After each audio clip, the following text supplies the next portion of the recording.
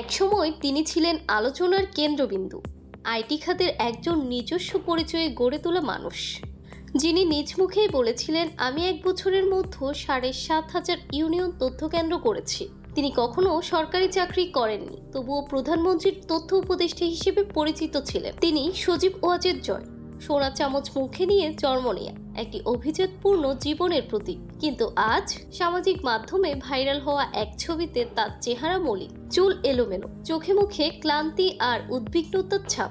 একজন মন্তব্য করেছেন, মাত্র 8 মাসের ব্যবধানে লোকটাকে চিনতেই পারছি না। যে দাম্ভিকতা ছিল, যে দাপট, সে হুঙ্কার, সবকিছুই যেন কোথায় হারিয়ে গেছে। ভাইরাল হওয়া ছবির নিচে লেখা ৭,৫০০ কোটি টাকার বিজ্ঞানী, যার কোনো আবিষ্কার নেই। সমালোচকদের দাবি, অবৈধ ক্ষমতার যে বাহাদুরি একসময় ছিল, তা আজ আর নেই। কোটি টাকার বেতনে সেই উপদেষ্টা পদ, তাও এখন অতীত।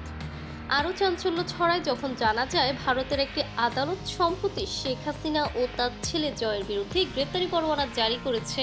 একসময় যিনি ছিলেন প্রতিটি সংবাদে, প্রতিটি প্রচারণায়, আজ তিনি অনেকটাই নিঃস্ব। গত বছরের 11ই আগস্টের পর আর কোনো ভিডিও বার্তাও দেননি তিনি, তবে মাঝে মাঝে ফেসবুকে পোস্ট দিয়ে এখনো জানান দেন নিজের অস্তিত্বে। এই গল্পটি শুধু একটি ব্যক্তির নয়, এটি হচ্ছে ক্ষমতা, পরিচিতি আর বাস্তবতার সংঘর্ষের একটি জীবন্ত উদাহরণ।